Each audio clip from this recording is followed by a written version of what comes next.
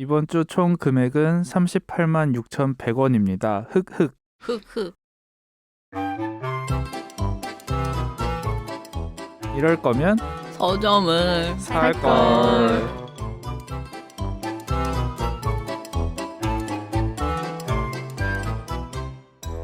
안녕하세요. 이럴 거면 서점을 살 걸 23번째 시간 시작하겠습니다. 저는 이선하고요. 안녕하세요. 김리온입니다. 안녕하세요. 임광현입니다. 안녕하세요. 배태욱입니다. 저희 오늘은 흑흑 이렇게 시작을 했는데 이럴 거면 서점 못 사요. 38만 원이면 네. 서점 못 삽니다. 이걸로는 운동화 하나 살 수 있겠네.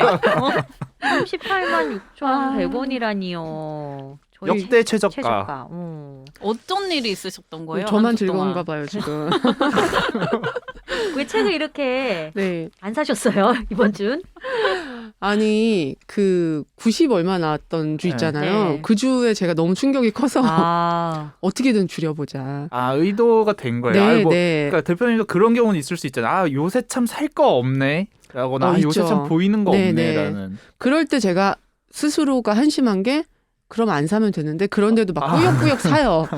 근데 보통은 이제 비슷한 수준에서 사고 있다라고 그냥 혼자 착각을 해버리고 말죠. 확인을 안 하죠. 근데 여기서 자꾸 확인을 해주잖아요. 90 몇만 원이나 나왔잖아요. 그래서 제가 필사적으로 사고 싶은 게 있어도 꾹 참고. 그러셨구나. 네. 근데 아마 이 다음 주부터 또 도로 돌아왔을 거예요. 38만 6,100원. 아, 좀 아쉽다. 그죠? 총 24권 사셨고요. 여기서 저희가 2권씩 골랐잖아요. 그래서 8권인데 어떤 책들이 있는지 광현 PD가 소개 좀 해주세요.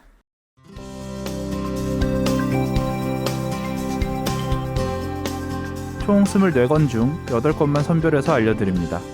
박상현, 나의 팬데믹 일기, 양다솔, 가난해지지 않는 마음, 이수은, 평균의 마음, 존 맥그리거의 저수지 13, 루크 아담 호커가 그리고 쓴 함께, 어딘의 활활발발, 정희원, 지속가능한 나이듦, 김현우의 타인을 듣는 시간. 자, 오늘은 배태우 PD의 픽부터 한번 볼까요? 루크 아담 호커의 함께. 살펴보니까 펜세미라 책이네요. 맞아요. 태우 PD, 이 책은 왜? 아, 제목이 마음에 들었어요. 함께. 함께. 약간 그냥 남편이랑 맨날 농담처럼 함께 뭐 이런 거를 시바이처럼 저희는 오. 치고 그래요? 얘기하거든요. 그러니까 오. 우리 뭘 함께 하는 거야? 함께 뭐 이런 시바이는 식으로 뭐야 그럼? 계속 그냥 이렇게 습관처럼 어. 그냥 우리끼리 어떤 그런 것 계속 이렇게 어. 뭔가를 얘기하면서 그냥 하는 걸 어, 시바이 그럼, 친다고 맞니? 정확히? 둘 사이의 밈? 뭐 예, 그런 거죠. 뭐 그렇게 표현하는 게 좋겠다. 그래서 그냥 함께 하는데 이걸 보니까 그 생각이 나서 어떤 내용일까 좀 궁금했어요. 실제로도 그런 내용인가요, 대표님? 이 책이 그 인스타그램에서 굉장히 인기를 얻게 된 작가의 오. 그림을 묶어서 나온 건데요. 네. 이제 그런 내용인 거죠. 이 책에서는 어떤 재앙이 덮친 폭풍우가 덮친 걸로 표현을 했는데 그 속에서 우리가 할 수 있는 게 뭘까? 우리가 이 바뀐 세상 속에서 혼란한 속에서 우리가 함께 무엇을 할 수 있을까? 약간 그런 주제예요. 그래서 비슷한 맥락인 거죠. 그죠? 그러니까 폭풍이라는 재난을 겪으면서 네. 그거를 헤쳐나가는 과정을 그린 그쵸, 펜세미라가요? 네. 따뜻한 책이네요. 그림이 참 좋아요. 흑백. 네네. 정말 흑백이고, 펜세미라로만 펜세미라고. 전체돼 있는. 펜세미라여서 더 고른 것도 있어요. 오늘 안 갖고 오셨죠, 대표님, 그 책? 네, 와서 보고서 생각났어요. 아, 다른 건 막 챙겨온 것 같은데. 그리고 태우 PD가 고른 두 번째 책은 활활발발. 네. 부제가 담대하고 총명한 여자들이 협동과 경쟁과 연대 시간을 쌓는 곳. 이런 책인데. 궁금하더라고요. 그러게요. 여성의 재밌겠다. 이야기를 하는 것 같아서 약간 예전에 어떤 저희 이서살 가족분께서 페미니즘에 관한 책도 한번 다뤄줬으면 좋겠다라는 얘기를 하신 적이 있잖아요. 네. 우리끼리도 한번 언젠가 해보자 이런 얘기를 했었고 그래서 한번 같이 읽어봐도 좋겠다 이런 생각에서 뽑아봤습니다. 네. 근데 이거는 여성에 대한 이야기라기보다는 여성 작가들의 탄생한 어느 글방의 이야기인데요. 그렇구나. 그 아마 이제 익히 알고 있는 요즘에 핫하다고 할 수 있는 요즘 뜨고 있는 작가들이죠. 뭐 양다솔, 이길보라, 이슬아, 네. 뭐 하미나 이다울 이런 작가들이 공통적으로 얘기하는 게 어딘 글방이라는 곳이 있어요. 맞아요. 네. 그래서 정말 그분들에 대한 인터뷰나 그분들의 이야기를 듣다 보면 도대체 어딘 글방이 어딜까? 어디야? 그 스승님이 어딘이란 분이신데 그분이 낸 책이에요. 재밌겠네요. 네, 재밌어요. 너무 좋았어요. 어렵지 않죠. 이 그렇죠, 책은. 그렇죠. 쉬운 산문인데 이분이 글을 또 되게 잘 쓰세요. 그리고 이분이 여성 문제나 약자에 대한 문제, 전쟁 이야기 이런 거에 관심이 되게 많으신 분이어서 소수자들에 대한 관심도 네. 있으시고 그래서 책 읽어 보시면 되게 좋으실 오, 거예요. 제목도 네. 너무 멋있죠? 괜찮아요. 네. 활활발발. 네. 없는 사전에는 없는 네. 단어인데 이 책을 표현하기에 적당하겠다 해서 그러니까요. 만든 말이라고 하더라고요. 장명도 잘하셨고 네. 태우 PD의 픽 함께와 함께와 활활발발. 그리고 우리 자영 디렉터는 나의 팬데믹 일기 부제는 우리가 잊지 말아야 할 2020년의 기록. 박상현 님이 쓴 네. 책이고 남의 일기에서 펼친 책인데요. 자, 국 디렉터님. 이 책 왜? 일단 일기라는 점이 좀 마음에 들었고요. 이분들은 어떤 2020년을 보냈는지 궁금해져서 한번 뽑아봤어요. 그리고 이분이 한번 찾아봤더니 미술사를 공부하셨다가 뉴미디어 쪽 일을 하시더라고요. 네. 그분의 시선도 좀 궁금했어요. 이분 되게 재밌는 분이세요. 박상현님, 저는 페이스북 통해서 네. 알게 됐는데 전방위적인 글을 쓰신 맞아요. 분이에요. 네. 뭐 정치, 문화, 맞아요. 테크놀로지, 미디어. 저는 와 이게 폭넓게 글쓰기를 쓰신다고? 근데 그게 되게 좀 정확해. 그쵸. 날카롭고. 네, 그쵸. 그리고 또 외서도 번역해가지고 여기저기 맞아요. 좋은 책들도 알리시는 네. 분이고 또 컬럼도 잘 쓰시고. 맞아요. 저도 이분에 대한 관심 때문에 이 책 국자영 음. 디렉터가 고른 다음에 나도 한번 읽어볼까라는 생각이 들더라고요. 어떠셨어요? 저 좋았어요. 근데 뭐 박상현님을 원래 알고 계신 분들은 어떨지 모르겠는데 저 전혀 몰랐거든요. 사전 정보가 없는 네. 상태에서 읽으셨구나. 그리고 전 사실 제목이 나의 팬데믹 일기 너무 뻔한 것 같은 거예요. 그냥 그냥 그런 이 사람의 일기면 어쩌지? 그래서 관심이 없었는데 어느 분이 그 박상현님 얘기를 해주셨어요. 그 보통 분이 보통 분이 아니시니까 아니야. 너가 글 읽어보면 정말 좋아할 거다 해서 아무런 정보 없이 그냥 뭐 읽어보라니까 일단 읽어보자. 읽고 나서 별론건 할 수 없지 하고서 읽었다가 너무너무 대단하신 분이어서 역시나. 네, 너무 재밌게 잘 읽었고 이게 재밌는 게 이분이 그 팬데믹 전에는 좀 왔다 갔다 하면서 사셨나 봐요. 미국이랑 근데, 한국을 네, 왔다 갔다 하면서. 근데 지금은 아예 이제 미국에서 거의 그러니까 아이들 같은 경우에는 미국에서 태어나서 미국에서 자란 거죠. 그래서 이 아이들과의 대화도 영어로 한 대화랑 이제 한국어로 이제 번역까지 해서 붙여주셨는데 그런 거 보는 것도 재밌고 미국에서 사는 사람들의 팬데믹을 보낸 그 시선 같은 거. 그런 것들이 좀 저로서는 알 수 없었던 것들이 많더라고요. 그래서 저 너무 재밌게 읽었어요. 그렇구나. 너무 재밌게 읽었다고 하니까 네. 저도 찜? 이제 나의 음. 팬데믹 일기. 박상현님 글을 좀 한번 읽어보고 싶다는 생각이 또 드네요. 저는 이거하고는 상관없지만 얼마 전에 황정은 작가가 일기라는 에세이 네, 냈잖아요. 네. 그래서 좀 봤거든요.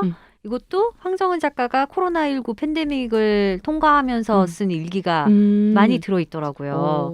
그러니까 저 일기라고 써 있으면 잘 안 사보는 것 같아요. 옛날 분들의 일기는 거의 사보는데 요즘 사람들의 일기는 그래서 저 그거 좀 들춰보고 안 읽어봤었거든요. 아직 안 읽으셨구나. 근데 저는 생각보다 괜찮았어요. 그래요? 네. 읽어봐야겠어요. 네. 저도 뭐 이렇게 내가 느낀 것들, 놓친 것들 더 깊이 생각해 봐야 하는 것들을 부지런하시네요. 황정은 작가가 뭔가를 읽는 데 있어서 굉장히 부지런하죠. 아주 부지런하긴 하죠. 네. 근데 저보다 뭐 두세 배 부지런하신 분이 리온 대표세요. 아시잖아요. 그리고 좀 전에 그 활활발발 네. 이야기 하시면서 네. 양다솔 작가 이야기 하셨잖아요. 네, 네. 국자영 디렉터의 두 번째 픽이 가난해지지 않는 마음. 양다솔 작가가 쓴 책이에요. 이제 경제적으로 풍족해지는 건 긁는 것 같고 마음이라도 풍족하게 살자. 아니야, 제가 국디렉터가 이제 올해 몇 살 됐죠? 35이요. 35. 제가 진짜 최근에 되게 놀라운 것들을 알아가게 되는데 지금 MZ세대 중에 20대 친구들 있잖아요.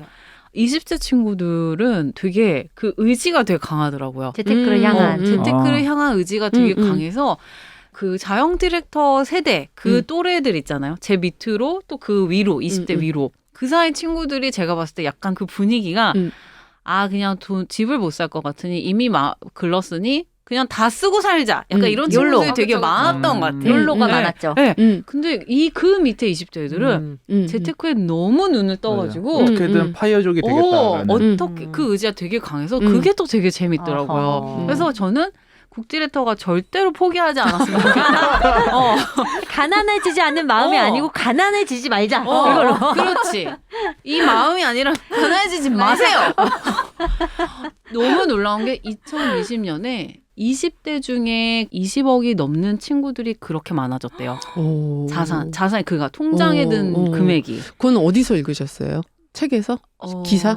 기사. 어. 네. 그래서 저는 너무 놀라서 야 나보다 낫다. 40살을 넘긴 산 나보다 낫다 이러면서 저도 더 열심히 살기로 결심했어요. 네. 지금 이 서사를 담당하실 게 아니라 빨리 주식 뭐 하나를 그래. 런칭하셔야 스피노프를 돼요. 해야 돼. 스피노프 뭐 팟캐스트를 하나 런칭해야 하기엔 돼. 너무 제 내공이 적어서 안 됩니다.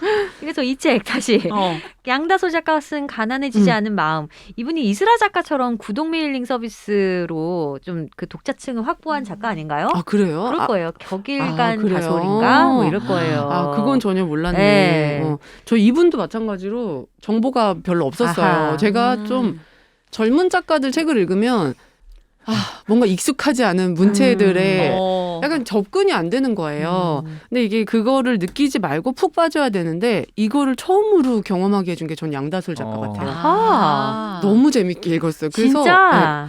물론 다들 잘 써요. 그 젊은 작가들 다 잘 쓰는데 이분은 저한테 어떤 젊은 작가는 역시 뭐 이런 생각을 할 겨를을 안 주고 저를 확 끌고 간 그런 작가였는데 그냥 에세이예요. 근데 이제 어떤 굉장히 이제 솔직함이 무기이고 그리고 조금 독특한 이력이 있긴 해요. 이 작가가 뭐 아시는 분들은 또 아는 걸 수도 있겠다 싶은데 이 작가가 어렸을 때 절에서도 2년을 생활을 했었고요.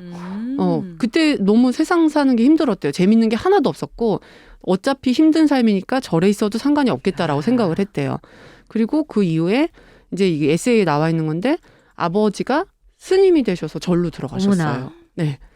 근데 그 과정이 그 사실만으로도 저도 놀랬지만 이제 그 과정이 스님이 되기 위해서는 당연히 부인과 이혼도 해야 되고 그러면서 아버지의 가족들이 어떻게 나왔는지 뭐 이런 내용들 자체도 되게 재밌게 읽었고 또 어떤 이제 그 작가의 배경이 흥미로운 것도 있지만 그거를 대하는 작가의 태도, 그럴 때 작가의 마음들 이런 것들이 좀 그 덮을 수 없을 만큼 되게 시선을 확 끄는 그런 말투를 가지고 계시더라고요. 그래서 저 이걸 읽고 막 찾아봤어요. 검색해봤더니 유튜브에 꽤 많이 나오더라고요. 노래 부르시는 것도 있고 뭐 책에도 언급이 돼 있지만 스탠딩 코미디를 하세요. 그래서 이제 직장인들과 뭐 일주일에 한 번이었나 이렇게 막 모여가지고 아이디어를 내고 서가지고 자기들끼리 이제 그런 스탠딩 코미디를 하는 건데 본인은 그걸 되게 아무렇지 않게 얘기해요. 에세이 쓰는 거랑 똑같이 생각한다. 다만 신기하다. 네, 쓰는 게 너무 재밌어요. 읽으면은 스탠드업 코미디까지 할 정도면은 그쵸. 언변도 그쵸, 장난이 그쵸. 아닌 거잖아요. 그러니까 말하는데 실제로 글뿐 아니라 말하는데도 목소리도 너무 매력적으로 들리고 말투도 사람을 확 끌고 가더라고요. 왜냐면 그 연기를 해야 되는 거니까 네, 무대 네. 위에서. 네. 야 이분 또 재밌네. 얼굴도 매력적이에요. 네. 근데 아쉬운 건 아직 전자책으로 안 났어요. 하여튼 좋은 책 두 네. 권 이렇게 또 소개받네요. 그리고 광현 PD는 평균의 마음과 저수지 13. 저수지 13. 이 존 맥그리거가 쓰고 김여운우 님이 옮긴 책. 이 책 좀 읽고 싶었어요, 저는. 어땠어요? 그렇죠. 저도 김현우님 때문에 샀거든요. 자, 이 김여운우 님 이야기는 또 나중에 해보도록 하고 네. 우리 광현 PD는 이 두 권의 책 어떻게 고르신 거예요? 두 권의 책 사실 평균의 마음은 독서 에세이니까 네. 그렇죠? 독서 에세이는 한번 읽어보고 싶었어요. 슬슬. 슬슬 뭔가 슬슬 한 번쯤은 도전해봐도 되지 않을까. 시동을 걸어보자라는 마음으로. 바로 좌절됐지만 아무튼 그리고 그런 거였고 저수지 13은 그냥 재밌는 소설 한 권 읽고 싶었는데 사실 여기저기서 추천받는 것보다는 그래도 저도 이서사에서 추천해 주었던 책들 중에 저번에도 말했지만 작년에 읽었던 책들 베스트 3가 다 이서사에서 다뤘던 책이니까 그 픽을 한번 믿어보고자 골랐던 소설인데 소설은 아무래도 뭐 다루기에 좀 부담은 있었지만 궁금했습니다. 이 소설은. 이거 미스테리 장난 아니에요? 살짝? 그쵸, 네. 그쵸? 그래서 아직 시작을 안 하고 있어요. 아직 안 읽으셨구나. 네. 그럼 읽고 재밌으면 저한테 꼭 네, 알려주세요. 네, 그럴게요. 그 김현우님 때문에 샀다고 했는데 네. 제 픽으로 넘어가면 제가 타인을 듣는 시간 김현우님이 쓰고 반비 출판사에서 나온 책을 골랐고 두 번째 책은 정희원님이 쓴 지속 가능한 나이듦 부제는 노년의 질병 어떻게 대비할 것인가. 이 타인을 듣는 시간을 쓴 김현우님이 네. 저수지 13을 번역을 하신 분인데 EBS 다큐멘터리 PD세요. 그리고 이분은 그 독서가들 사이에서 존버거 번역자로 굉장히 유명하신 분이에요. 멋있다. 이분 번역 굉장히 좋습니다. 그리고 저는 꼭 한번 만나보고 싶은 저도요. 네, 네. PD세요. 타인을 듣는 시간을 읽은 분들이 저한테 이 책 많이 추천해 주셔가지고 이분만의 시선, 네, 네. 이분만의 감성이 충만한 글이라고. 이것도 독서 에세이예요. 맞아요.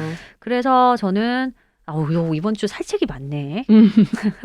타인을 듣는 시간 사서 볼 겁니다. 전자책 기다리고 있습니다. 네, 진짜 너무 좋았어요. 이 책 그렇구나. 단숨에 역시. 다 읽었어요. 그렇게 어렵지도 않죠. 어렵지 않고 너무 근데 이분이 다큐멘터리를 찍으시잖아요. 근데 이분 EBS 다큐를 봐도 항상 사람이 보이고 뭔가 그 서정적인 그래. 이분의 감성이 있으세요. 감성이 있어. 그쵸. 독특한 결이 네. 있어요. 그래서 이 책도 읽으면서 굉장히 인간에 대한 관심이 많으신 분이고 되게 애정어린 시선으로 보는구나 이런 게 느껴지고 독서 에세이인데 이분이 또 다큐를 찍은 본인이 찍은 다큐랑 연결을 해서 그렇죠. 책에 대한 이야기를 풀어가셔서 이게 이분의 여행기인가 이분의 에세이인가 약간 이런 느낌이 들 정도로 약간 책보다는 이분의 이야기가 더 도드라지긴 많은, 해요. 많은. 네. 그러니까 더 재밌을 수도 있겠네요. 네. 그러니까 읽으면서 이게 저는 사실은 웃긴 얘기인데 독서 에세이라면은 약간 별로 안 끌리거든요. 네. 그렇죠. 근데 그러면서 또 다 사보잖아요. 그래서 제가 말하기가 살짝 망설여졌지만 어쨌든 이분은 너무 좋은데 독서 에세이 이랬다가 뭐 읽는데 이게 독서 에세이 같지 않고 너무 여행 좋았어요. 이야기, 네. 본업과 네. 관련된 이야기, 거기에 곁들은 책 이야기. 그러니까, 네. 재밌겠네요. 그러니까 책과 뭐 다큐와 이제 본인이 보는 세상에 대한 이야기를 책과 좀 버무려서 한 정도의 느낌? 그러니까 이런 분 참 저로 하여금 무릎을 꿇게 하는 분입니다. 그쵸. 진짜. 너무 좋았어요, 진짜. 자, 이 책들 중에 저희가 이번 주에 고른 단 한 권의 책은 두구두구두구두구두구 광현 PD의 픽입니다. 평균의 마음. 빠밤. 이수은 님이 쓰신 평균의 마음. 자, 이제 공을 넘겨드릴게요. 광현 PD 맡아주세요. 평균의 마음. 살아. 한숨을 쉬고 싶었나요? 일단은 좀 저랑 오묘해요. 네. 위원 대표랑 광현 PD는 다 읽고 왔어요. 네. 저는 안 읽었습니다. 네. 네. 이순 작가는 편집자입니다. 출판사에서 네. 이제 편집자로 일하는 이순 작가인데 편집자로 일하면서 얼마나 많은 책들을 또 읽어봤겠습니까? 직업이 이제 책 내고 읽고 편집하는 거니까. 그분의 독서 에세이니까 저는 조금 사실은 좀 더 대중적인 내용을 기대하긴 했으나 그리고 일단 작품의 취지 역시 되게 좀 대중적으로 접근을 하려고 해요. 왜냐하면은 평균의 마음 이런 거는 사실 혹시 여러분 중에 이런 분이 있다면 스스로에 대해서 나는 왜 이렇게 좀 극단적일까? 난 왜 이렇게 심각하게 좀 예민하다거나 그때 그렇게 불같이 화를 내는 게 아니었는데 뭐 이런 정도로 나 좀 평범하고 무던하게 살고 싶은데 난 왜 그런 게 안 될까라는 고민이 있다면 그런 사람들을 위해서 이제 작가는 이 책을 좀 쓴 게 아닐까. 저마다의 극단을 사는 현대인들을 위한 책 읽기. 그래서 이제 제목이 평균의 마음입니다. 이거 에필로그에서였나? 작가가 얘기하는 거는 평균 회귀라는 게 있다. 그렇죠. 샘플이 몇 개 없을 때는 되게 극단으로 가 있는 값도 그 샘플의 수를 엄청 늘려보면은 작았을 때는 극단의 값이었는데 늘려보면은 그건 결국 평균이더라. 그렇죠. 내가 아무리 평범한 사람이 아닌 것 같고 좀 모난 것 같고 걱정이 되더라도 세상 수많은 군상을 보다 보면은 맞아요. 난 그렇게 못한 게 아니야 라는 어떤 위로를 이런 여러 책들을 고전들을 통해서 주려는 게 아닌가. 왜냐하면 이제 고전이야말로 오랜 시간 이제 축적되어 온 그런 게 있으니까 샘플이 많다 이거죠. 이런 일단은 의도를 갖고 있는 책인데 두 분은 이미 뭐 마음에 들었다고 말씀하셨지만 아 마음에 들었대. 네, 이런 작가의 의도가 마음에 들었대. 이런 작가의 의도가 두 분에게 좀 와 닿으셨습니까? 네, 와 닿았어요. 음. 닿았어요. 그 평균으로 수렴을 하지만 그래도 저마다의 색깔과 개성이 그쵸. 존재를 하는 거고 그거를 각자 찾아 헤매는 거다. 근데 근데 그거를 고전을 통해 음. 다시 한번 확인을 하게끔 해주는 거죠. 그렇죠. 이수은 작가의 눈과 이수은 작가가 이제까지 읽어온 고전들을 통해. 그리고 뭐 또 덧붙이자면 작가가 얘기한 것처럼 그 평균이라는 게 어디에나 있지만 사실은 아무데도 없는 아무데도 허구의 없어요. 것이다라는 그렇죠. 거잖아요. 그러니까 이런 사례들을 읽다 보면은 와 닿았어요. 네. 와 광현 닿았어요. PD는 어땠는데요? 그러니까 아니 왜냐면 사실 저는 그런 것 때문에 끌린 책은 아니거든요. 왜냐면 저는 제가 매우 평범하고 매우 평균에 딱 속하는 사람이라고 생각을 하면서 살기 때문에 아 나는 왜 이렇게 좀 이상할까에 대한 위안을 얻고 싶었던 적이 없어요. 정말 신기하다. 아, 네. 네. 그래서 혹시 뭐 두 분은 뭐 그런 혹시 어떤 소구가 있었던 건지 그건 아니었어요. 저는 그런 건 그냥 아니었고. 네네네 그냥 작가에 대한 믿음으로 한번 읽어봤어요. 원래 아시던 이 전작이 실례지만 이 책이 시급합니다라는 책을 냈고 사실 이 책을 너무너무 많이 추천을 받아서 제가 독서 에세이가 별로 끌리지 않는데도 사봤어요. 근데 사실 저는 너무 좀 그냥 그랬어요. 그러니까 별로다가 아니라 그냥 무난해서 그냥 그랬어요. 뭐 왜 이렇게들 칭찬하시지 했는데 마지막에 이 작가가 쓴 그 작가의 마무리 글에서 완전히 이제 저한테 공감도 많이 가고 제가 생각했던 지점들을 막 끌어내 주셔서 거기서 이제 호감이 확 생겼어요. 그래서 이 작가가 다음 책을 내면은 그때 다시 한번 보고 싶다라는 생각이 있어서 그래서 사봤어요. 그러니까 이수은 작가의 첫 번째 책은 대중적인 인지도를 얻기 위해서 아주 굉장히 쉽게 깔아준 책이고 이번 이 책 평균의 마음이야말로 이수은 작가가 진짜로 하고 맞아. 싶었던 이야기를 그러니까 쓴 책인 것 같아요. 뭔가 참다가 뭐 노래방에서 야 나 이제 마이크 잡았다 뭐 이런 느낌? 그리고 문체도 그렇고 저는 굉장히 개성 있고 위트 넘치고 맞아요. 재밌어요. 네, 굉장히 잘 쓰시는구나 글 자체를. 그리고 저는 너무너무 놀랐던 게 이분 독서량이 어마어마하고 경계가 없는 독서를 해오셨구나. 정말 이분 뭐야? 우주적 광범위한 뭐야? 독서량. 그래서 저는 마리아 포포바가 생각나더라고요. 맞아요. 한국의 맞아요. 마리아 포포바 아니야? 네, 이 정도 맞아요. 되면은 네. 무슨 수박 겉핥기식이 아니고 텍스트 깊숙이 잠수를 맞아요. 해요. 그리고 그 관련된 서적들을 막 종횡무진 연결을 시켜버리네.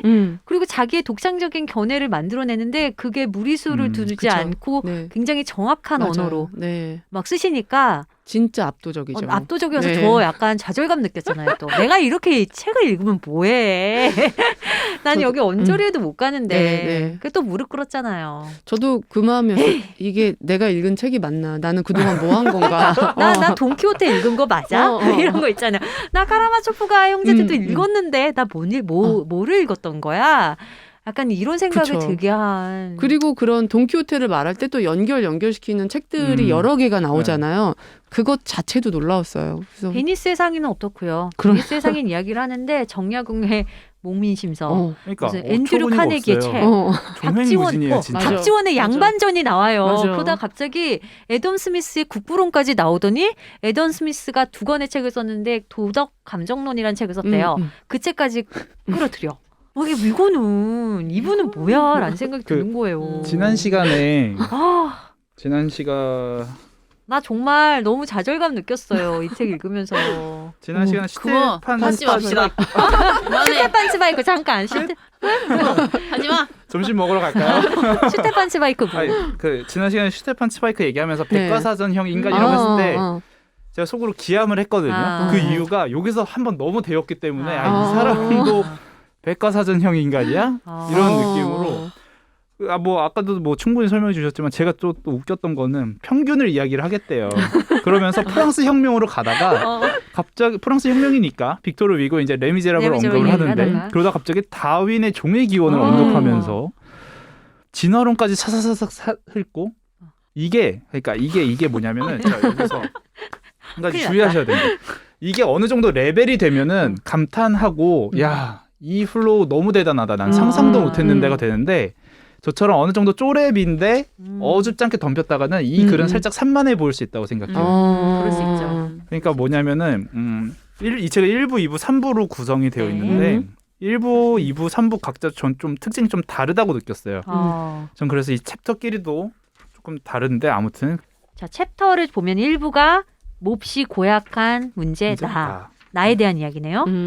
2부 우리의 파괴력, 사회에 대한 이야기를 해요. 네. 그리고 3부 평균의 마음, 비주류의 마음 이렇게 또 나누셨어요.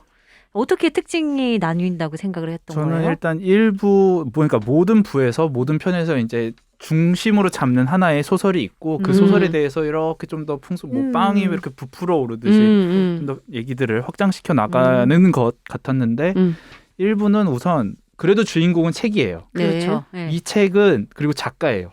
이 작가가 이 책을 이렇게 쓸 수밖에 없었던 이유.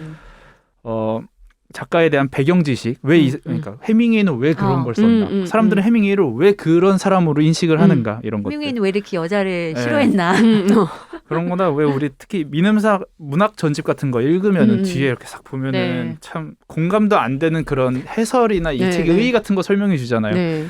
이 책은 모모주의의 아버지로서 어떠한 파를 대표하는 작가로 그 파의 문을 열었고 읽고 나서도 공감이 하나도 안 되는 그런 해설들에 대해서 또 해설을 달아준 느낌이었는데 전 그 좀 많이 마음에 들었거든요. 왜냐하면은 해밍웨이를 한번 읽어봤어요. 단편을 최근에 한 3편 정도 읽어봤는데 도대체 뭔가 싶은 거예요. 이 사람은 왜 이렇게 쓰며 왜 사람들이 좋아하지?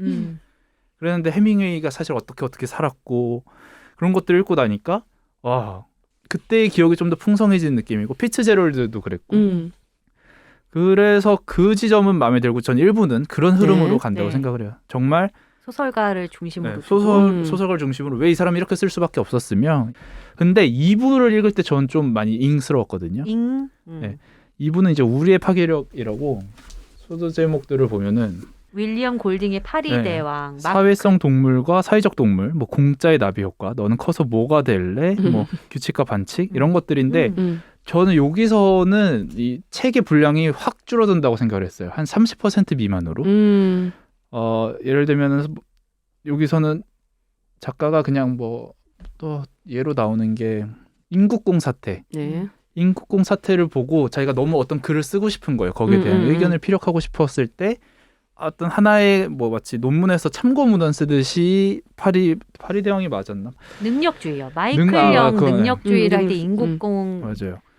그런 것들을 끌어와서 이거는 사실 책에 대한 게 아니라 본인이 뭐 페이스북에 글을 쓸 때 좀 더 뭐 자기 논거 혹은 글을 좀 더 풍부하게 쓰는 요소로 조연급으로 등장을 했다. 그래서 저는 1부와 2부가 좀 믹스 매치 같다는 느낌은 받았거든요. 아니면 오히려 그게 작가는 다른 매력들을 보여주고 싶었던 걸 수도 있겠죠. 약간 작가의 세계관을 보여주면서 이게 여기서부터 조금 논문 같죠. 그래서 참 발췌 책 뭐 이런 느낌, 참고 문헌 이런 느낌. 여기까지는 그래도 어떤 인플루언서가 페이스북에 쓴 글 같았어요. 그나마 읽을 수 있는. 근데 3부가 좀 너무 논문 같았어요. 3부가 그럴 수 있죠. 3부에 이제 다뤄지는 책들이 진짜 고전 중에 고전들. 레미제라블, 발자크의 잃어버린 환상, 괴테가 쓴 친화력, 돈키호테, 베니스의 상인, 일리아스, 베르길리우스가 쓴 아이네이스, 플라톤의 국가. 아주 묵직한 고전들이죠. 거의 검은 것은 글자다. 그거만큼 좀 지쳤어가지고. 그러면 저는 좀 퇴근할게요. 나 지금 표정에서 이미 관뒀어 본인은. 아까 얘기할 때부터 마리아 포포바랑 비슷하다라는 얘기가 나올 때부터 지금 정신이 혼미해지면서 제가 지금 책을 조금 이렇게 쭉 봤는데 너무 어려워서 이거는 자괴감이 아니고 자멸감. 그냥 내가 그러니까 작가가 이것을 설명하고 저것을 설명하고 이것을 설명하고 비유를 뭐 지하철로 한다면 지하철 1칸에서 2칸, 3칸, 9칸까지 있잖아요. 한 칸 안에서는 되게 잘 놀아요. 그냥 그 문단을 읽고 있으면 똑똑해 보이고 이해가 잘 가고 그러는데 그러다가 두 번째 칸으로 언제 어떻게 넘어간 거지? 지금 이 얘기 왜 하고 있는 거지를 쪼렙들은 쫓아가지를 쫓아가기가 힘들었어요. 저 같은 이게 쪼렙은. 저도 그런 마음이긴 했어요. 그러니까 우주 안에 있으면 내가 지금 어디인지 알 수 없잖아요. 약간 그런 느낌이 들게 썼다는 생각을 저도 하긴 했는데 뭐 사실은 그럼에도 불구하고 이제 이렇게 사람을 무릎 꿇게 만드는 이런 정도의 관점, 이분의 그런 정도의 통찰력 이런 것들은 사실은 너무 좋기는 했어요. 그리고 그 독창적이잖아요. 맞아요. 그렇죠. 자기만 쓸 수 있는 그런 맞아요. 글을 쓰고 있잖아요. 네. 이렇게 책에 관한 책 독서 에세이를 읽으면은 좀 다들 비슷비슷하다라는 그쵸, 느낌을 그쵸. 받게 되는데 이분 거는 그런 느낌이 전혀 없었어요. 맞아요. 네. 물론 가독성은 떨어지죠. 그러니까 술술 읽히는 책은 절대 아니고 눈에 힘 빡 주고 진짜 집중해야지 한 페이지 한 페이지 넘길 수 있는 책이지만 그래도 많은 거를 배우고 성찰하고 고민하게 그쵸. 만드는 힘은 맞아요. 있는 것 같아요. 그리고 내가 그 읽었던 다 읽진 않았지만 접했던 책들을 내가 얼마나 진짜로 슈퍼피셜하게 읽었는가. 그러니까요. 이게 진짜 더 네. 깊이 들어가려면 많은 공부가 필요했구나. 난 그걸 하지 않았구나. 라는 또 자괴감을 느끼게 한 책이었죠. 그렇죠. 근데 이거 처음 시작은 되게 쉽고 재밌지 않았어요? 그 처음 런던 시작? 필즈 얘기를 시작하는 거. 맞아. 맞아요. 근데- 그러니까 1부까지는 네. 일부는 되게 비교적 상식선에서 이해할 수 맞아요. 있는 저 같은 네, 사람들도 좋네 하면서 네. 읽어갈 수 있는. 그래 광현 PD가 네. 그 플로우는 잘 잡았다. 1, 그치. 2, 3부 이렇게 그렇죠. 3부서부터 읽었더라면 네. 책 바꿀까요? 쓸 수 다른 있는데. 건 모르겠는데 네. 되게 발랄하신 작가님인 맞아요. 것 같아요. 네. 맞아요. 곳곳에 그냥 유머 요소가 유머가 되게 살아있어. 많아요. 위트가 살아있어. 글의 문장이 되게 발랄함이 느껴져. 툭 그래서 재밌어요. 맞아요. 네. 아니야. 그건 아닌 것 같고. 왜? 일단 어렵더라도 어. 이걸 읽으면서 든 생각은 지금 작가 신났다라는 느낌은 되게 그치, 받았거든요. 그치. 신명나게 쓰는구나. 네. 왜냐하면은 사실 저 대학교 때 출판 관련된 수업 한번 들었었을 때 그때 성함은 기억이 안 나지만 어딘가에 또 편집자로 일하고 계시는 분이 어떤 이렇게 분이 와서 초빙돼서 이제 와서 이렇게 강의를 해주셨는데 그때 그 당시에 제가 되게 출판사에서 한번 편집자로 일해보고 싶다라는 생각을 정말? 갖고 있었을 때였어요. 와. 그래서 막 주의 깊게 들었는데 그때 그런 말씀하시더라고요. PD들도 마찬가지고 디자이너도 마찬가지겠지만 디자인 좀 다르려나? 네가 진짜 원하는 거 한번 하려면 잘 팔리는 거 한 9개는 내놔야 네가 원하는 책 한 권 낼 수 있다. 맞네. 이런 세계가 출판의 네. 세계다라고 맞네, 말씀을 맞네. 하시더라고요. 네. 그러면서 뭐 너네 꿈꾸는 사람들 있으면 이렇게 살짝 좀 찬물 한번 싹 끼얹어주는 이분도 얼마나 많은 본인의 마음에 없는 책들을 혹은 뭐 마음에 있는 것들 편집자의 세계는 모르겠지만 내다가 이제 드디어 내 차례다.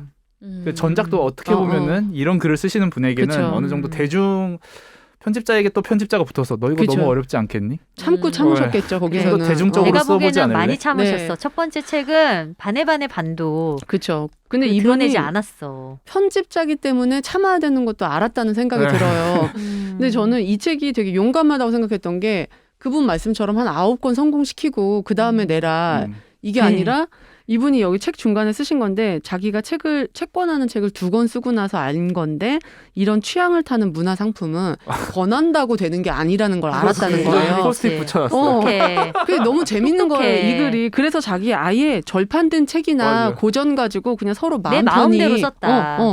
그냥 마음 편히 안 읽었으면 어떠냐. 우리가 얘기하는 거는 책에 나와 있는 얘기가 아니라 이 책이 왜 쓰였을까? 그것이 시사하는 바가 뭘까? 이 얘기를 해보자는 거다. 그래 우리도 네. 책 얘기를 하는 게 아니야. 김리온이 왜 샀을까?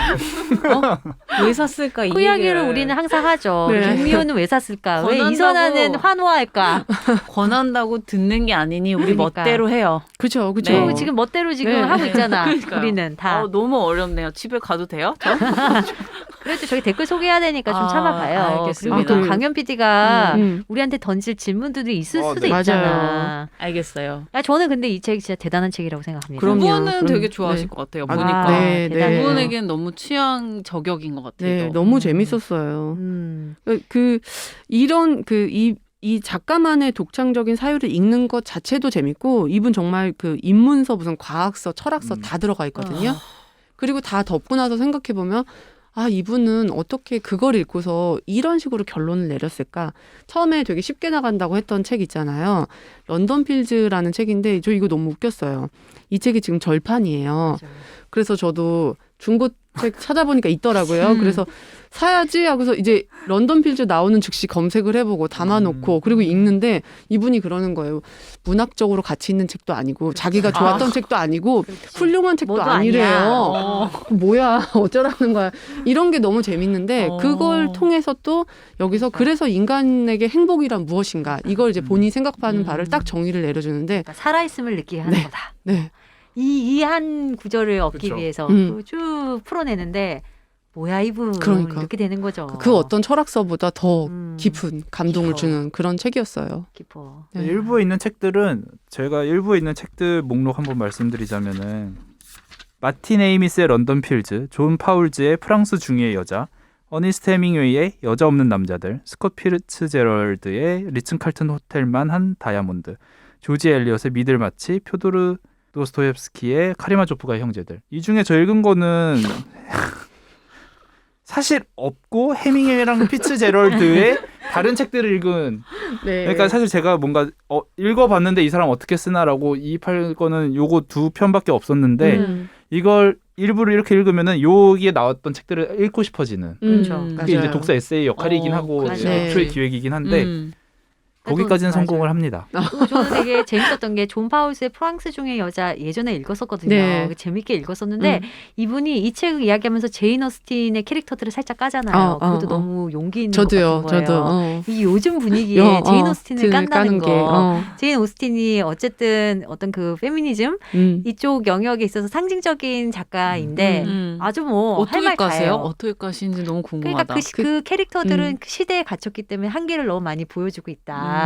이런 이야기도 아주 거침없이 합니다. 그래서 되게 재밌었어요. 저도요. 그리고 뭐 별거 아닌데 그 3부에 나오는 오노레드 발자크 얘기 나올 때 사실 이름은 다 알 수 있을지 몰라도 안 팔리는 책이라는 얘기는 이거는 편집자 아니면 모를 것 같은 거예요. 맞아. 저희는 당연히 고전이면 그래도 잘 팔렸겠거니 하다가 이런 부분 디테일들이 되게 흥미로웠어요. 저는 처음부터 끝까지 다 재밌게 그러니까요. 읽긴 했어요. 그리고 왜 돈키호테 저 되게 힘겹게 읽었었거든요. 근데 돈키호테를 읽어보면 그렇게 화장실 이야기가 많잖아요. 그렇죠. 이상하게 네, 배설물에 관한 이야기가 많아요. 똥을 싸고 뭐 어쩌고 뭐 어쩌면 어쩌고 왜 이래 이랬는데 이거 책을 읽어보니까 이래서 근대 소설이고 이게 이런 뭔가 이 도식화된 캐릭터가 아니고 생생하게 존재하는 어떤 한 맞아요. 개성 있는 인물을 그려내기 위해서 작가가 그렇게 했구나라는 것도 다시 깨닫게 됐고 내가 얼마나 오독했는지 내가 얼마나 잘못 읽었는지 또 한 번 더 자절을 했어요. 그 부분에서. 그러니까 뭔가 되게 본인은 의도하지 않았겠지만 책에 대한 해설서 같은 역할을 해주거든요. 본인은 그냥 자기 얘기하려고 끌어다 쓴 책이지만 그 책에 대해서 워낙에 박하다식하고 풀어놓다 보니까 그 책에 대해서 궁금함을 혹은 맞아. 뭔가 풀리지 않았던 어떤 게 있었던 사람들에게는 이래서 그랬구나를 해주는 작가여가지고 저는 이 책을 읽으면서 뭐 준비했던 4가지 질문 중 하나가 이것입니다. 뭔가 나에게 인생 숙제로 남은 책. 뭐 리온 대표님이나 선아 선배님한테도 이런 책이 있는지는 모르겠는데 많죠. 너무 많아서 읽고 나서 이거 왜 그렇게 읽은 책들 중에 읽은 책들 중에 읽은 것 중에 읽은 것 중에 난 아니 이거 너무 좋다고들 하는데 나는 난 아직 이 책을 잘 읽지 못한 것 같다 이렇게 해서 인생의 어떤 숙제로 남은 책 같은 게 있다면 나는 그 호모사피엔스. 호모사피엔스요. 유발 하라리? 네. 어떤 점이? 그냥 나 이 사람 똑똑한 건 알겠는데 그래 나 똑똑한 거 알겠어. 그냥 이런 느낌의 책이어가지고 그게 그렇게 잘 안 넘어가더라고요. 야, 이거 어려운데요. 읽은 책들 중에 그쵸. 저는 인생 그거였거든요. 문제로. 그리스인 조르바. 카잔차키스 그걸 왜요? 저에게 추천받고 읽었는데 네. 그걸 추천해준 친구도 자기 인생 책이라고. 그러고 그거를 뭐 문학소년단에서도 몇 년 전에 한번 읽었는데 그때 같이 읽었던 다른 어떤 분도 자기 이거 너무 인생 책이라고 여기서 너무 큰 위안을 얻고 막 조르바의 하나하나 보면서 울었고 젊은이였어요. 같이 읽은 네, 제 또래였어요. 어. 그랬는데 저는 조금도 그래가지고 이거는 내가 파악하지 못한 어떤 영역은 있다. 이렇게 뭐 빠삭한 이순 편집자 같은 분이 해설을 해준다면 같이 제가 피츠제럴드나 해밍웨이를 읽고 잠깐 조금 혼란스러웠다가 조금 정리가 됐듯이 뭐가 될 수 있지 않을까? 뭐 이런. 야, 저 이 질문 어려운데요. 저는 패스해야 될 것 같아요. 이 질문은. 저도 잘 모르겠어요. 그냥 못 읽고 있는 숙제는 네. 많아요. 질문이 잘못됐어. 질문이 잘못됐어. 내가 보니까. 아니 그냥- 진짜 어려워서 말 아니 못하는 건데. 너무 많아서 어. 내가 제대로 읽은 책이 있기는 하나. 왜냐면 지금 이 평균의 마음을 읽은 다음에 제 감정 그거거든요. 난 그 모든 책을 잘못 읽었구나. 맞아. 이 지금 심정이기 때문에 저보고 그 숙제로 남은 책이 있다면 읽은 책 중에 아니에요. 다 숙제로 남았다. 어. 그 어떤 것도 난 해결하지 못했다라는 감정이 지금 아니, 저도 있어가지고 똑같아요. 완벽히 그치? 동의해요. 네. 동의하죠, 네. 언니도. 이수은 편집자님이 독서의 평균도 아니신데 왜 아니 그렇게 그냥 생각하세요? 그렇다고요. 그러니까. 그렇다고요. 어쨌든. 아니 전 이거 뭐 되게 훌륭하신 분이지만 어. 그 뭔가 이분을 잣대를 평균을 잡는 건 진짜 아닌 것 같습니다. 다 느끼는 감정이라는 게 다르고 해석이 다른 건데. 그렇죠. 그렇죠. 근데 이제 제가 막 책을 좀 덜 사야겠다 이런 생각을 하는 것도 사실은 그런 것 중에 하나거든요. 다 과연 내가 소화를 하고 있는 것일까. 근데 저는 책 자체도 너무 좋아하니까 사고 싶어요. 그리고 사두고 어느 날 읽고 싶을 때 내 책장에 있는 게 너무 좋아요. 그것만으로도 너무 행복해요. 맞아. 근데 그럼에도 불구하고 대부분은 제대로 읽지도 못하는 책을 왜 자꾸 사고 있나 이런 괴로움이 있어서 자꾸 줄이고 싶은 마음이 있어서 그래서 사실 저는 그 질문에 대한 게 어렵다고 생각하는 게 내가 뭘 제대로 소화했을까? 대부분이 숙제 아닌가? 약간 이런 생각이 지금 그래요. 들어서 그리고 이제 그리스인 조르바 이야기가 나와서 또 얹자면 저는 그 책이 20대 후반에 읽었을 때 좋았거든요. 그래서 한 5년 단위로 다시 읽는 그런 책 중 하나예요. 네. 근데 두 번째까지는 좋았는데 세 번째 읽었을 때는 내가 왜 이렇게 감동을 받았지? 라는 부분들이 있더라고요. 그런 것 같아요. 그 작가도 시대에 종속된 한 개인이잖아요. 그쵸. 아무리 천재적이고 재능이 많고 자유롭다고 해도 그 시대의 한계에 갇히는 맞아요. 부분이 분명히 존재한단 말이에요. 맞아요. 근데 제가 20대 때는 그런 거를 간파를 못했는데 저도 이제 좀 삶이 어떤 뭔가 경험치가 쌓이고 이러다 보니까 그 작가의 시대를 좀 더 공부를 하게 되고 그런 것들이 보이기 시작하는 그쵸. 거예요. 그래서 평균의 마음을 읽고 저의 어떤 독서의 경험을 비추어 봤을 때 이런 작업이 필요하겠구나. 그러니까 그 시대를 그쵸, 시대. 공부하고. 그 뭐 여러 가지 배경 음. 그 사람이 살았던 시대 그 사람이 주고받았던 뭐 여러 가지 그 영향들 이런 것들을 다 살펴보고 종합적으로 책을 평가를 해야겠구나라는 생각이 또 들기 시작했어요. 또 하나 생각난 거는 모든 책들이 방금 얘기한 그런 것에 해당하겠지만 유독 또 네루다의 우편 배달부도 저 언젠가 뭐 그 책을 뭐 하겠다 했을 때 그 자리에 있던 다른 사람이 그거 좀 공부 많이 해야 될 텐데라고 했거든요. 그래서 또 공부하긴 싫은데 그냥 책만 읽을래 이랬는데 그렇죠. 완전 이거야말로 좀 더 배경 지식으로 맞아요. 맞아요. 그 시대를 알아야지 네. 되는 거잖아. 저 생각났어요. 굳이 하나 꼽자면 랭보. 아 랭보 우리한테 좌절감을 안겨줬던 랭보. 이거 맞네. 누가 이렇게 잘 짚어주지 않으면 전 도저히 죽을 때까지 이해 못할 수도 있지 않을까 이런 사람이에요. 랭보. 진짜 랭보도 네. 그렇네. 그러니까 제가 기지기수라. 그렇죠. 너무 많아서 정말 못 꼽는 건데 제가 책을 읽을 때 어떤 그 작가의 전작들도 찾아보고 될 수 있다면 그 사람의 평전이나 자전적인 회고록 같은 것도 찾아보는 이유가 그 사람에 대해서 알아야 우리가 좀 이해할 수 있는 부분들이 있는 것 같아서 그게 재미인 것 같아요. 네. 그러게 아무래도 이게 독서 에세이다 보니까 네. 그런 독서 얘기를 좀 더 하고 싶었거든요. 사실 그거 아니고서는 이제 이수는 얼마나 대단하냐 이 얘기인 거고. 그러니까 마침 또 얘기가 나와서 책을 읽을 때 네. 그게 소설이든 뭐든 어디까지 찾아보고 사전 공부를 하고 읽으세요. 저는 안 그러는 걸 선호하고 그래서 안 하고 읽거든요. 그래서 종종 이 작가가 여잔지 그러니까 이름이 중성적일 경우에는 그것조차 모르고 읽고 나서야 이제 찾아보고 깨닫고 그런 경우도 많고 중간까지는 이거 그런 내용이었어? 다루고 있는 주제가 그런 거였어? 인지도 모르고 읽던 책들도 많았고 그렇구나. 광현 PD랑 비슷하네 저는. 네. 근데 그게 고전은 제가 그 시대에 스키마가 없으면은 이해하기 힘드니까 현대 소설이나 현대에 쓰여진 책들은 어느 정도 찾아보지 않아도 제가 흡수를 할 수 있는 것 그쵸. 같아요. 역량이 있는데 예전에 쓰여진 거는 읽으면 읽을수록 공부가 필수적이구나라는 생각이 들어요. 그쵸. 네. 예전에 그냥 저도 못 모르고 바로 책으로 풍덩 빠져들었거든요. 그리고 그냥 굉장히 단편적인 감상들을 남기면서 책을 끝냈단 말이에요. 나 읽었다. 에 만족을 하며 나 되게 완전히 도장 깨기처럼 이것도 읽고 저것도 읽고 그런데 시간이 지나니까 딱히 이렇게 남는 게 없는 거예요. 왜 그랬을까? 왜 그렇게 나는 시간을 많이 썼는데 남는 게 없지? 라고 반성을 해보면 그 부분이었던 것 같아요. 나만의 그 맥락을 내가 만들지 못했구나. 그렇죠. 그물망을 짰어야 생각해보면 전 오히려 그러니까 이 어떤 책을 내가 처음 읽는 거는 2번 한 번밖에 없잖아요. 아, 그렇죠. 그러니까 그 경험은 다시는 되돌릴 수 없는 거니까 그 첫 경험을 다른 걸 개입을 안 시키는구나. 그러니까 개입을 안 시키고 내가 그냥 백지 상황에서 이 책을 읽었을 때 나는 어떤 인상을 받나도 사실 궁금은 하더라고요. 그래서 좀 더 파악하고 공부하고 이 책을 읽었을 때보다 로우 상태일 때 나는 어떨까가 계속 고민이 되더라고요. 사실 그렇게 읽고 사실 또 그렇게 하려면 2번 읽어야 되잖아요. 세상에 읽을 책은 얼마나 많은데 이 책을 굳이 2번 읽어야 돼? 그래서 어떤 분은 2번 읽을 책만 읽는다는 거예요. 어떤 분들은. 그러니까 한 번 읽고 말 책들은 그만큼 가치가 없다고 느끼고 딱 봤을 때 내가 다음에 이 책을 읽을 것인가가 책을 고르는 기준이래요. 아, 그렇구나. 근데 그것도 또 이 짧은 인생에서 자기만의 기준을 갖는 거니까. 그쵸. 전 듣고 보면 그럴 수도 있죠. 있네. 근데 저는 저 같은 경우에는 그 아까 말한 것처럼 그 어떤 그 평균의 마음처럼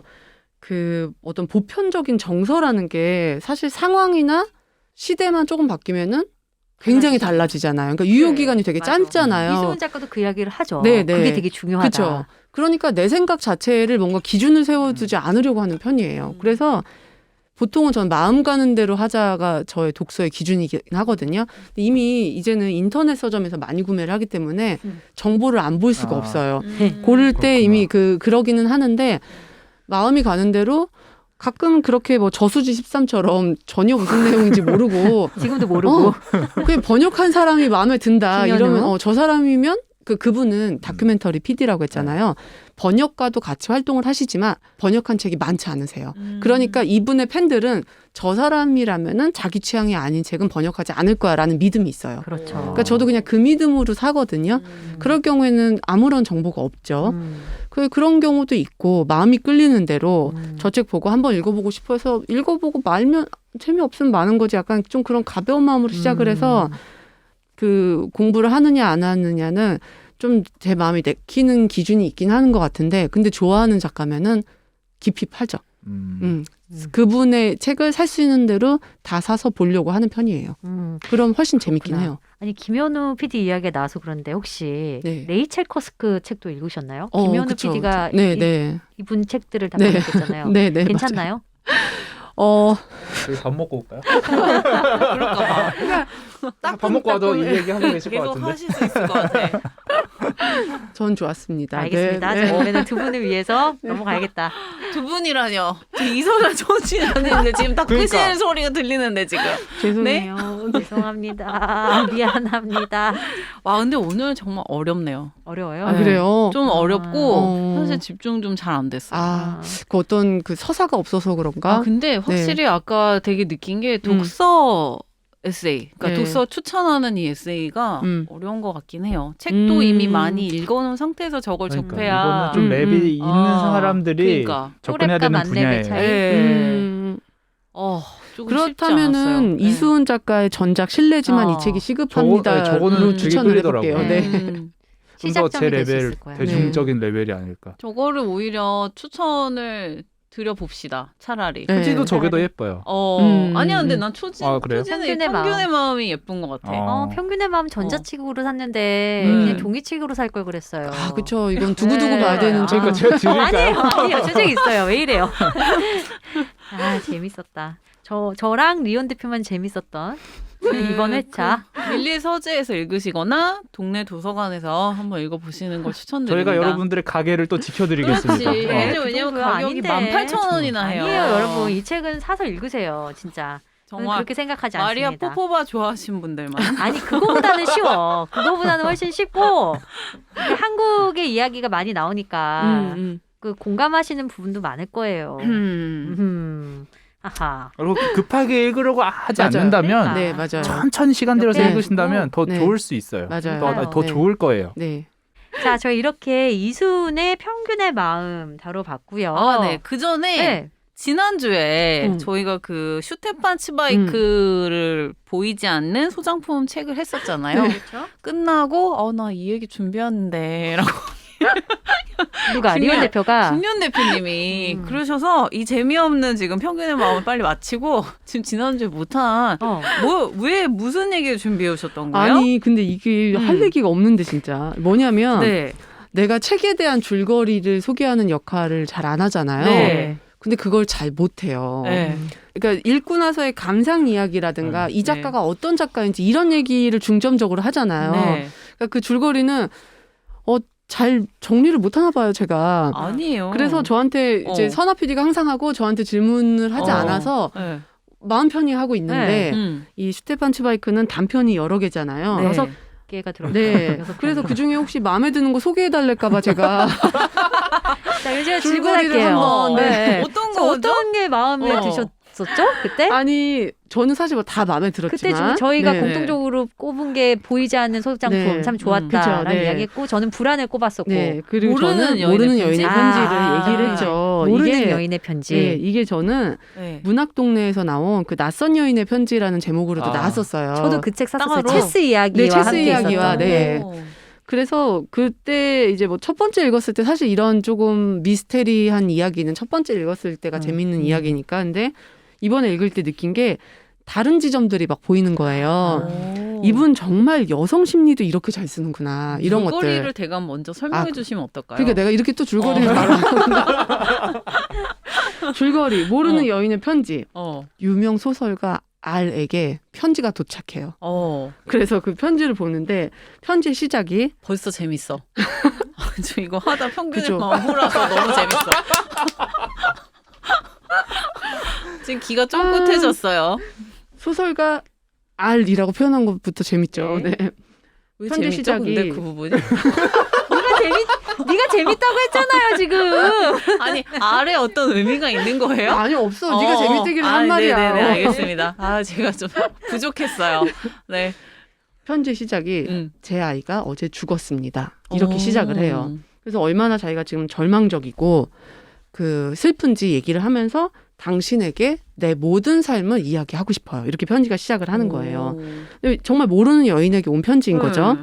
자기는 13살 때 자기 앞집에 소설가가 이사를 왔다는 거예요. 자기네 동네에 소설가가 온다는 거에 기대가 컸는데 이 이삿날 뭐 책이 막 들어오고 하니까 이 사람 이 13살 소녀에게 얼마나 신기한 풍경이었겠어요. 근데 이 경외심이 들던 이 글 쓰는 작가 이런 존재를 멀리서 이제 훔쳐보게 되는 거죠. 그러면서 어떤 애정을 키워가고 이 13살 때 이 작가는 25이에요.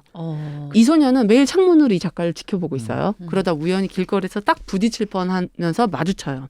근데 이 작가가 약간 바람둥이거든요. 그래서 눈빛만으로 여자를 확 매혹시키는 힘이 있나 봐요. 이 13살 소녀가 부드럽고 12살 차이 띠동갑 네. 둘이. 이 부드럽고 다정한 눈빛, 여인에게 나올 것 같은 저 눈빛, 그걸 보고서 이 사람한테 푹 빠져요. 그래서 이 소설가인 거죠. 그게 네. 이 편지를 받은 이 소설가에게 푹 빠져서 항상 지켜보고 있었다. 나는 당신이 잡는 손잡이에 입을 맞춰본 적도 있고 당신이 피다 버린 담배꽁초를 주신 적도 도발적인데? 있다. 네. 이럴 정도로 사랑을 얼마나 사랑했는지를 막 표현을 하면서 근데 엄마가 이제 싱글맘이었던 거죠. 근데 먼 친척벌인 분이 자주 놀러 오시다가 그분이 굉장히 부자이신데 두 분이 재혼을 하게 된 거예요. 근데 엄마 입장에서는 앞으로 내 딸의 미래도 다 보장을 해주겠다라고 하니까 당연히 결혼을 하고 이 사람에게 가자라고 말이 나와서 얘는 얼마나 또 절망감에 빠지겠어요. 이 소설가 매일 지켜보던 소녀가 어떻게 안 갈 수 없나 하지만 결국 울다가 이제 그날 밤에 소설가를 지켜봤더니 소설가는 어떤 여인과 이제 자기네 집에 막 이제 행복해하면서 올라가고 이런 걸 목격하면서 울면서 떠나요. 그리고 떠나고 거기서 이제 한 2년 정도 버티고 살다가 자기는 그때가 한 18 뭐 이쯤인 것 같아요. 다시 돌아와서 이 도시로 돌아와서 어떤 양장점에서 일을 하나? 그러면서 준비했는데도 기억이 잘 안 나네. 양장점에서 일을 하면서 또다시 소설가를 지켜보기 시작을 해요. 그 집 계속 앞에 가서 지켜봐. 서성이고 그러다가 이 소설가랑 또 우연히 한번 마주쳐요. 근데 이 여자애도 예쁜가 봐요. 그리고 아주 아름다운 이제 소녀에서 아가씨로 넘어가는 그 나이가 된 거죠. 그러니까 이 소설가가 눈길을 한 번 더 주게 되는 거고 그러다가 그 다음에 다시 마주쳤을 때 이 소설가가 밥을 먹자고 얘기를 하고 밥을 먹고 이 소설가를 따라가서 하룻밤을 보내게 돼요. 근데 그게 그 다음날까지 3일을 보내게 돼요. 그리고 이 소설가가 자기는 계획했던 여행이 있다, 여행을 간다 하면서 자기 책상에 있던 장미를 주고 여행에서 다녀오면은 연락을 하겠다 하는데 이 여자는 반쯤은 알고 있어요. 바람둥이라는 걸 계속 지켜봤으니까 연락이 안 올 수도 있겠다. 그리고 실제로 연락이 안 오고 이 여자는 또 여행에서 돌아와서 불이 켜져 있는 창문을 보면서 이 남자를 그리고 뭐 그런 내용인데 그때 가진 그 3일에 생긴 아기가 있다. 그 아이가 바로 그 어제 죽었다는 아이다 해서 여기 표현이 또 이게 여러 번 반복되는데 제 아이가 어제 죽었습니다. 이런 표현이 되게 여러 번 반복돼요. 이게 되게 강렬하죠. 그러니까 되게 시적인 표현이기도 하고 그러니까 글 자체가 강렬하고 그 재밌는 구조를 가지고 있는 것 같아요. 계속 빨려 들어가죠. 끝까지 읽게요. 네. 한번 딱 읽기 시작하면은 손 놓을 덮을 수가 수가 없어. 없어요. 그래서 지금 이제 들은 걸로 안 읽어도 되는 거네요. 그쵸. 뭐 거의 알겠어요. 그렇는데 네, 읽는 네. 맛이 있잖아. 맞아요. 근데 진짜 쫄깃하거든요. 그래서 사실 이제 이 정도 줄거리도 제가 말할 자신이 없는 거예요. 그래서 너무 잘하셨는데요. 잘했어요. 네. 아니 준비를 해왔으니까. 재밌어. 근데 그리고 이게 그 편지를 받은 소설가가 그 소설가는 아닌 거예요? 그러면 그 소설가라고. 너의 아기가 아예 소설가 고백을 하는 거지. 그동안 내가 평생 너를 이렇게 지켜봤었고 우리의 아이가 이렇게 생겼었고 이렇게 세상을 떠났단다. 근데 또 나중에 읽어보니까 알 소설가가 약간 슈테판 츠바이크의 자전적인 요소가 들어있다고. 또 그렇다고 하니까 더 재밌죠? 아니 이건 읽어보고 싶어요. 아, 기본적으로. 그래요? 이 인정하세요. 책은. 네. 네. 나중에 돌려주시기만 하면 돼요. 알겠습니다. 클라라와 태양 아직 제 곁으로 돌아오지 못하고 있습니다. 네. 참. 뭐 어쨌든 이거는 다시 보니까 처음에는 이 스토리만으로도 굉장히 흡입력이 있어서 너무 이야기가 재밌다 이랬는데 다시 보니까 저도 이제 이걸 예전에 봤다가 그 사이에 뭐 슈테판 츠바이크 다른 책도 많이 보고 이런 뭐 좀 자전적인 이야기도 포함돼 있다 이런 것도 알게 되고 하고 다시 보니까 이분의 그 여성 심리 묘사가 어마어마한 분이구나. 그 프로이트와 친하게 지내서 그런 건지 이런 것들이 다 포착이 되니까 훨씬 더 재밌게 읽히더라고요. 그렇구나. 네, 이 이야기를 준비해 왔었어요. 지난주에. 그러니까 이래서 책을 또 2번 읽어야 되나 네. 싶기도 하고요. 그러니까 이 오늘 방송은 이 보이지 않는 소장품 이게 살렸습니다. 네. 아닌데. 자, 그러니까. 그러면 댓글 소개해야겠어요. 댓글. 네. 꿀감님께서 모국어는 차라리 침묵과 두 사람 편 듣고 점 네. 점이라도 네, 남겨주세요 맞아요. 했잖아요. 너무 귀여워. 감사합니다. 꿀감님 점 땡큐. 자, 다음 거. 001 하나님께서 진정한 우정이랑 서울 구경 후기 댓글 달아주셨는데요. 태육 PD님 없으면 제 공감대 다 사라져버리지만 리온 대표님 없으면 이 서살이 아니죠. 저 리온 서재 인스타도 팔로우하고 게시물 올라올 때마다 꾸준히 좋아요도 눌렀다고용. 고3이 되고 마음 다 잡겠다 하면서 인스타 삭제한 뒤로 못하고 있지만요. 이 서살에서는 선아 PD님 없으면 돛없는 배고요. 리온 대표님 없으면 책 없는 서점이라고요. 어우 끔찍해라. 광현 PD님의 흔들리지 않는 줏대 덕분에 오늘 좋은 책 하나 알아간 것 같아요. 모두가 오래된 도시인분들인 것도 엄청 신기했고요. 지방에서 오래 자라고 또 서울에서도 살아본 사람이라서 더욱 기대돼요. 오늘도 잘 들었습니다. 아니 근데 고3인데 그러니까요. 왜 이렇게 혹시 30대 그때- 같은 지금 댓글을 달아주셨어요. 어? 예전에 저희 한 번 또 다른 고등학생 맞아요. 그분이 맞아. 같은 분인 맞아. 거죠? 그분이야. 이렇게. 같은 분이야. 아니 근데 뭐 지금 19살인데 지방에서도 오래 자라고 서울에서도 살았으면 나 지금 한 30년 산 것 같아. 우리 고명이랑 언니. 아니 우리 모두를 지금 다독여주는 내공이 그러니까. 고3 같지 않네요. 마음을 막 다 어루만져주네. 그러니까. 고3이. 아 너무 감사합니다. 고맙습니다. 이렇게 공부 열심히 해갖고 올해 꼭 좋은 원하는 대학 가시기를 아닌가? 화이팅! 네. 네 화이팅. 파이팅. 그럼 여행한 당나귀님, 리온픽데이 진정한 우정과 서울 구경 후기로 남겨주셨어요. 선아 PD님, 빨간 줄 긋지 말아주세요. 이때 왜 빨간 줄 그으셨죠? 이 근데? 선화라고 해가지고 괜찮은데. 저는 괜찮은데 태욱 PD가 안 괜찮다고 그래요. 그럼요. 맞아. 태욱 PD님 대신 욱해주셔서 감사합니다. 서울 구경 청취하는 도중에 바로 주문했어요. 기대되네요. 리온 대표님에 대한 믿음과 사랑은 디폴트 값이라 다들 깔고 가시는 겁니다. 그럼요. 모든 관계는 표현해야 알죠. 맞아요. 표현해야 알죠. 맞아요. 사랑합니다. 이서살. 일어나 주세요, 김미연 대표님 팬분들. 아, 그때 또 그런 좀 칭얼댔다고 이렇게들 어. 저를 위로해 주시네요. 서울 구경 저도 읽었거든요. 좋았어요? 되게 재밌더라고요. 그쵸. 재밌죠. 네. 재밌죠. 너무 재밌어요. 네. 명작이에요. 너무 재밌어요. 정말 추천합니다. 네. 마지막으로 동서남북님께서 역시나 진정한 우정 서울 구경편 후기 남겨주셨습니다. 서울 집중 현상이 우리나라의 모든 문제의 근원이라는 이야기도 있을 정도로 심각한데 이러다 다 죽어요. 저 이거 대단히 공감하고 미국을 갔을 때 정말 부러웠던 거는 꼭 그들은 뉴욕에 안 살아도 되는구나. 뉴욕에 굳이 가려고 하지 않는구나. 그쵸. 여기가 샌프란시스코면 샌프란시스코, 어디면 그쵸. 어디. 맞아.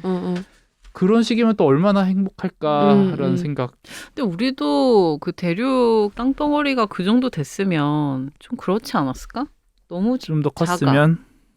아닌가요? 뭐 글쎄요. 뭐 그 문제는 아닐까요? 뭐 성격의 문제, 뭐 어떤 그런 근성의 차이도 있을 수도 있고, 네. 뭐 알 수 없는 거지만, 저도 다른 나라 볼 때 그런 게 부러워. 일본도 굉장히 강하거든요. 그게. 일본도 네. 굳이 도쿄가 그러네. 아니에요? 네, 맞네. 네. 맞네. 그리고 일본이 그러네. 자기 고장에 대한 그 고향이나 이런 것에 대한 자부심도 되게 강하고, 그리고 어떤 특산물이 있다면은 그거를 지키고자 하는 마음도 강한데, 우리나라는 좀 뭐가 유행한다면 이제 전국에 다 있잖아요. 맞아요. 저도 좀 그런 게 아쉽긴 한 것 같아요. 그러니까 지방 축제나 지역 뭐 특산물 이런 게 조금 더 색깔을 가졌으면 좋겠다 이런 생각이 들어요.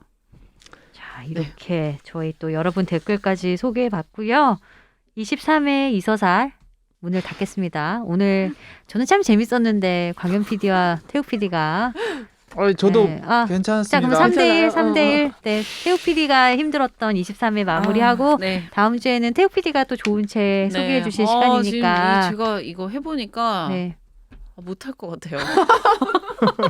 여러분 힘을 실어주십시오. 우리 배태욱 PD도 할 수 있습니다. 이제 머리- 태우 선배 응원 차례예요. 그러니까 머리가 너무 아파요, 저 지금. 화이팅! 자, 우리 다음 주에 만나요. 안녕.